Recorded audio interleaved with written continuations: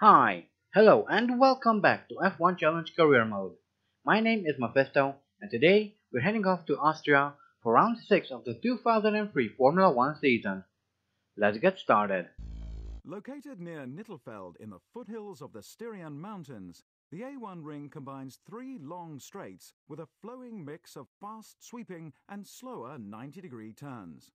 Built on the site of the historic Österreich ring, this dedicated motorsports facility is another fine example of modern circuit design. And we're now in qualifying. Coming out of the penultimate corner, I go a bit too wide, take too much of the curb, that unsettles the car and sends me into a small spin. So it goes without saying that I will start from the back, which is a bit annoying. It would be nice to be able to improve my qualifying time, but it's not gonna happen. And that is a 123.582, which is very slow, but there's nothing I can do about it now. Hello there. Welcome to Austria. The weather, as so often is the case here, is just wonderful.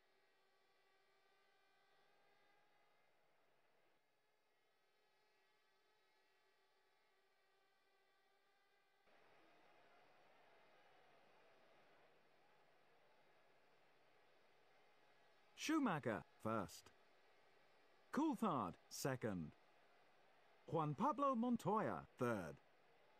Kimi Raikkonen fourth. Ralph Furman fifth. Fernando Alonso consistently outpaced his championship rival, the Toyota driver. Frentzen seventh. Webber eighth. Jos Verstappen ninth. Cristiano D'Amata was consistently faster than his teammate. He starts 10th. Antonio Pizzonia 11th. Giancarlo Fisichella 12th. Villeneuve 13th. Jarno Trulli 14th. Rubens Barrichello 15th. Ralf Schumacher 16th. Heidfeld 17th. Justin Wilson 18th. The Toyota driver 19th. Jenson Button 20th. So here we are on the grid for the start of the 2003 Austrian Grand Prix, and thanks to Button getting himself disqualified, I'm starting from 19th. Not sure how much help that will be, but we'll definitely find out. Lights are out and we're off. Speeding up into turn 1, I get boxed in a little bit there, so I decide to switch to the outside, which works out brilliantly for me, and I jump a few spots. So does Jenson Button, who dive bombs half the field. We are now in 15th and heading up the hill towards turn 2. Take my car to the inside and line up truly for a pass. I try to do the same to Villeneuve but on the outside, however he kind of shuts the door on me. So I go back to the inside line where I finally pass him, but he retakes his position. And here is the replay of the start. Everyone breaks away from the grid nicely as we all rush up the hill towards turn 1. There I am, flicking the car to the inside, gaining a few positions along the way, as Button dive bombs pretty much everyone he can. Back to the race, I'm still behind Villeneuve, but that's about to change, as I charge through this left-hander that moves me up into 13th. Now through the second left-hander, all the while trying to keep Villeneuve behind. As we now charge up the hill and into the penultimate corner of the lap, I need to try and catch Button, who is now around 1.2 seconds ahead. As we now come through the final corner of the lap, that was a Jordan that was off the track there, but we are now coming around to finish lap 1 of the Austrian Grand Prix, and we're in 12th for the moment, and the aim is to try and maybe get a podium finish. It's not going to be easy, but I will try my very best. And here we have the Jordan of Fisichella battling Verstappen for 10th. They come into the final corner, Verstappen squeezes Fisichella into the wall, although in my opinion Fisichella should have backed out of that maneuver. There was no way he could have passed Verstappen through that tiny gap. As I now have a look myself at Verstappen, I outbrake him into turn 3, but I go a bit wide so Verstappen retakes his position. I need to focus a bit more if I intend to finish on the podium. Luckily I quickly catch back up to Verstappen, but I go wide again and that allows Button to overtake me. Come on, Mephisto, focus. On lap 3 I get a chance to overtake Button, which I do. I then lunge forward to overtake Verstappen as well. And we're now in pursuit of my teammate Cristiano D'Amata. This is now lap 5 and I've caught up to D'Amata. I kind of dive bomb him there, but luckily nothing bad happened. So it's okay, I guess. We are now coming around to complete lap 6. At the moment I'm chasing after Mark Webber, and it seems that there's been an incident somewhere on the track. And here's a replay. We have Trulli and Villeneuve coming through the left-hander. Through the second one, Trulli somehow sticks the front of his car underneath the BAR, sending Villeneuve into basically a barrel roll. That must have been quite scary. I'm not sure what Trulli was trying to accomplish there, but if the game would have penalties for misconduct, Trulli would definitely deserve one. Meanwhile, I catch up to Webber and a small group of cars, but I make a mistake by going too wide and off the track, lost control of the car, and I've now fallen down the order a bit. Let's not do that again. I just started lap 8 and there seems to be waved yellows around here. As I come out of turn 1, we can see D'Amata stopped in the middle of the track there. I wonder what happened. Let's find out, shall we? So here's the replay. We have Alonso, Frentzen and Webber, then further down is teammate D'Amata. The group of 3 cars come up into turn 1. Frentzen makes contact with the rear of the Renault, losing control of his car. Then he tries to rejoin the track at the wrong moment, as D'Amata crashes into him and breaks up his rear right wheel. With that we have the first retirement of the race, which actually helps us. We get promoted to 8th place, and I'm once again chasing after Webber. Hopefully things will go better as teams are already starting to pit. Considering how early it is, I suspect that there are teams that are going for a 2-stop strategy. On lap 10 I move up into 6th, thanks to some pit stops, and I'm now lining up Alonso for a pass. And we're now in 5th, just 2 more places and we'll be in a podium finishing position. I had a sneaky look at Raikkonen there, but luckily I realized that there was no way I could overtake him. Lap 11 and I'm finally able to line up Raikkonen for a pass. I launched through the inside and we're now up in 4th place. Coming around to finish lap 13, I got promoted to 2nd and the race leader Michael Schumacher is in the pit, which means we take the lead of the Austrian Grand Prix. That's what I want to see. Now, of course, I still have to make my own pit stop, but taking the lead of the race, even if it's for a short time, it's still quite amazing. Lap 15, I will have to pit at the end of this lap. Meanwhile, there is an incident somewhere on the track. Let's have a look. We have Raikkonen, Furman, and Webber coming up the hill into turn 1.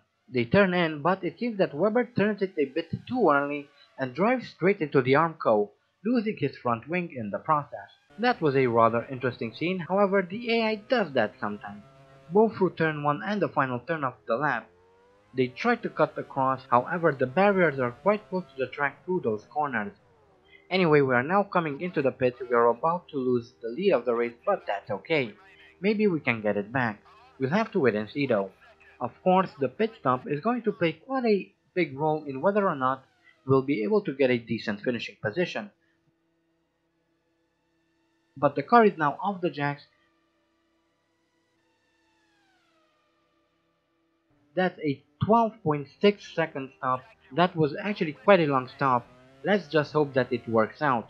At least we come out in 5th, so there's a slight chance that we might finish higher up. This is still my outlap. I'm coming through this left-hander, take a bit too much of the curve that sends me sideways and obviously slows me down, so I lose a position to Kimi Raikkonen. Then I go a bit too wide through the second left-hander and lose another position to Ralph Furman. So we're now down in 7th. Lap 17 and I catch up to Furman, line him up for a pass and we are through. So now I have to retake 5th from Raikkonen. Let's try to make that happen. We're now coming around to finish lap 18.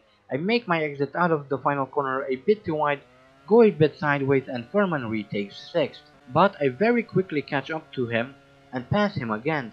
But because of my battle with Furman, Raikkonen is starting to pull a gap. This is not ideal. Coming around to finish lap 20, and again I go wide through here, allowing Furman to once again pass me. This ding-dong battle with Furman is starting to get on my nerves. I dive bomb him through turn 2, but that doesn't really work out for me. However, I manage to stay close and I attempt to overtake him on the straight. Meanwhile, we also have an incident on the track, so let's have a look. And here we have Jarno Trulli in his Renault. He comes through the penultimate corner to go into the pit, Unfortunately for him, his car bursts into flames before he can even reach the pit box, so that's the second retirement of the race. Meanwhile, Furman pushes me off the track and gets in front of me again. This is starting to become really annoying. I need to pass him and try to keep him behind. As exciting as this might be to watch, it's actually slowing me down, which is less than ideal. On lap 22, I once again lined Furman up for a pass, and I decided to go for a double pass as I was kind of fed up by this point. Hopefully now, Furman will busy himself with trying to overtake Alonso and not me. At least that's the plan. So we're now coming around to finish lap 22. Alonso is right on my gearbox. I go wide through here, but I quickly retake my line and Alonso crashes into me. So hard that not only do I lose my rear right wheel, my engine also stalls. It's all over. Anyway, here's the replay. We come through the penultimate corner.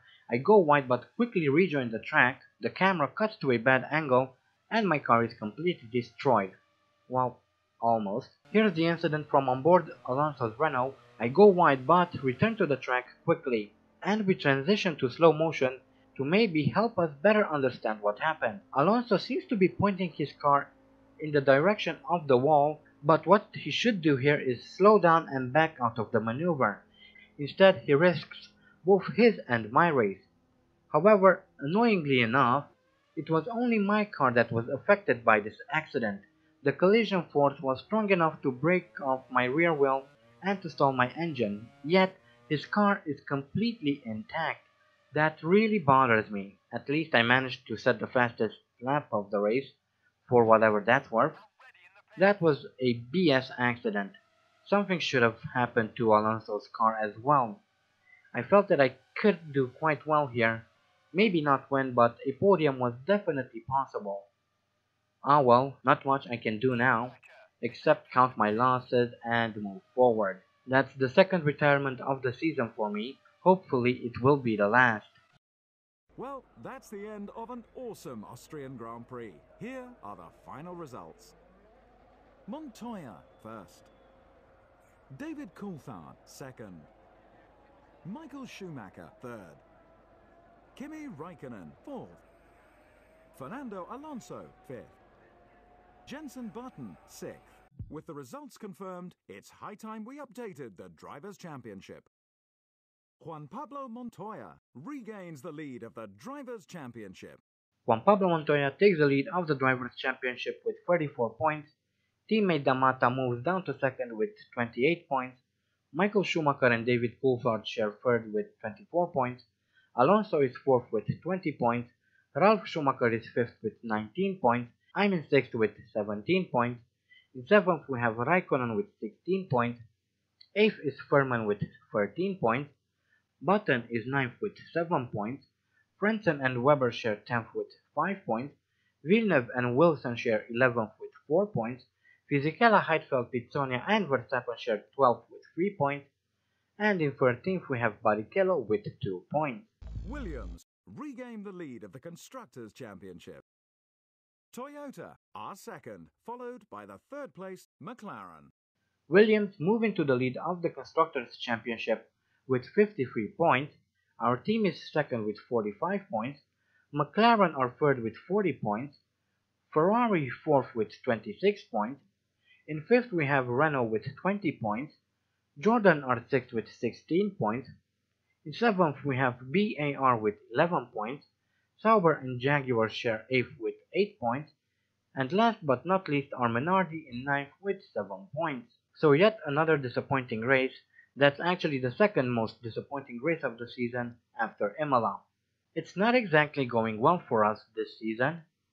If I intend to have a decent position at the end of the season, I need to step up my game and I need to try and stay out of trouble. However, that might prove a bit more difficult. I don't know, maybe it's not. Maybe it's just one of those cases when everything works against you. Or maybe I'm just overthinking it. In any case, our next race is the Monaco Grand Prix, where, as per usual, I only need to make sure I survive till the end of the race. Everything else is in most part handled by the AI, but we'll find out how things go once we get there. Until then, I hope you guys enjoyed this video. Thank you all so much for watching, and as always, stay sharp.